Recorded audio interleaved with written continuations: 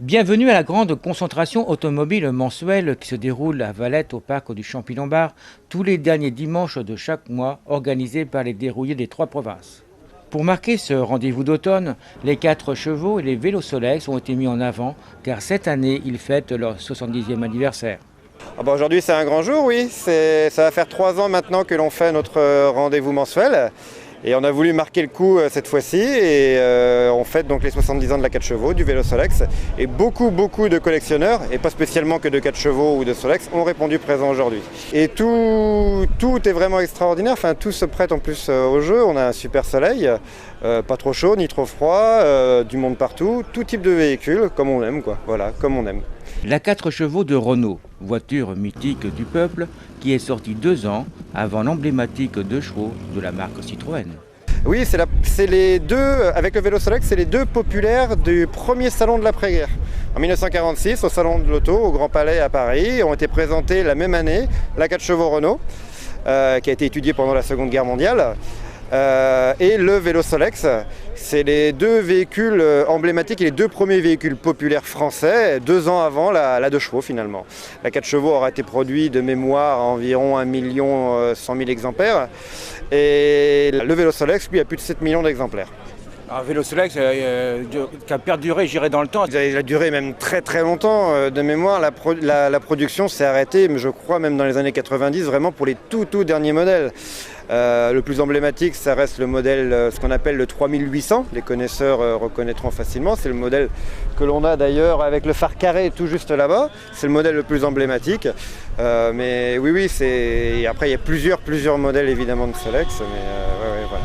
Oui, donc je veux en venir, ils ont fait des compétitions les 24 heures du Mans. Et même encore, il y a, oui, en effet, les 24 heures Solex, alors qu'ont lieu. Je ne sais pas où, j'ai jamais participé, mais je sais que ça existe encore. Il y a encore des compétitions et des gens qui sont vraiment férus de ce petit engin. Il y a des clubs qui existent rien que pour le vélo Solex. Et il y a vraiment des passionnés de ce petit engin qui, il faut bien le dire, qui n'est pas très cher non plus et qui est un moyen d'entrer dans le milieu de la collection avec des sommes, on va dire, dérisoires. Voilà. Oui, enfin avec un moteur à l'avant qui n'est pas toujours facile quand même à diriger. Faut ce qu'il faut. Après, c'est une conduite particulière.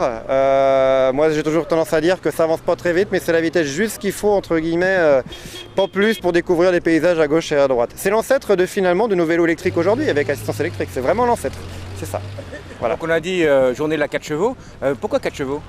Pourquoi la 4 chevaux ? Parce que c'est un véhicule populaire, que certains adhérents de notre association possèdent des 4 chevaux. Puis c'est une voiture qui a marqué les esprits pour tout le monde, aussi bien que la 2 chevaux d'ailleurs. Tout le monde aujourd'hui, enfin certaines personnes aujourd'hui un peu plus âgées, mais toutes les personnes aujourd'hui de plus de 50 ans peuvent raconter une histoire avec la 4 chevaux Renault. On a tous un souvenir, un oncle, une tante, c'était la première voiture des grands-parents, voilà. On a toujours une histoire avec la 4 chevaux. Voilà. Première voiture de ma mère. Vous voyez, voilà, il y a comme quoi il y a encore une anecdote à raconter, voilà, c'est ça, puis c'est la voiture qu'on retrouve sur toutes les cartes postales des années 50-60, des différentes communes. Quand il y a une petite voiture sur la place, on trouve toujours une petite 4 chevaux, voilà. Alors il y a des voitures emblématiques ici aujourd'hui, mais il n'y a pas que ça quand même, il y a beaucoup d'autres très belles voitures. Il y a de tout, il y a vraiment de tout, il y a de la Simca, de l'Ariane, de la Ronde, il y a de la DS, il y a de la 2 chevaux, il y a des voitures un peu plus rares, il y a un Ford coupé 1930, un Ford de modèle A, il y a de la traction, il y a vraiment de tout. Stinilet aussi. Stinilet, oui, il y a une 3000 qui est arrivée il n'y a pas longtemps. Il y a de l'anglais, il y a de la française, il y a vraiment de tout. Vraiment, normalement, ça fait plaisir à tout le monde. Voilà. Alors aujourd'hui, petite balade après dans Valette et ensuite dans les mois à venir, qu'allez-vous faire ? On a une petite sortie en interne, nous, la sortie automnale. On recentre un petit peu tous les adhérents, parce qu'on propose toujours beaucoup de sorties pour les autres. Là, on se fait une petite sortie en interne pour se retrouver assis un petit peu. Et on repart de plus belle pour les givrés l'année prochaine, au mois de février, comme d'habitude. Voilà, où on attend, on l'espère, 150 véhicules anciens, pour non pas un départ de Clisson, mais ça pour l'instant, on n'en parle pas. Voilà.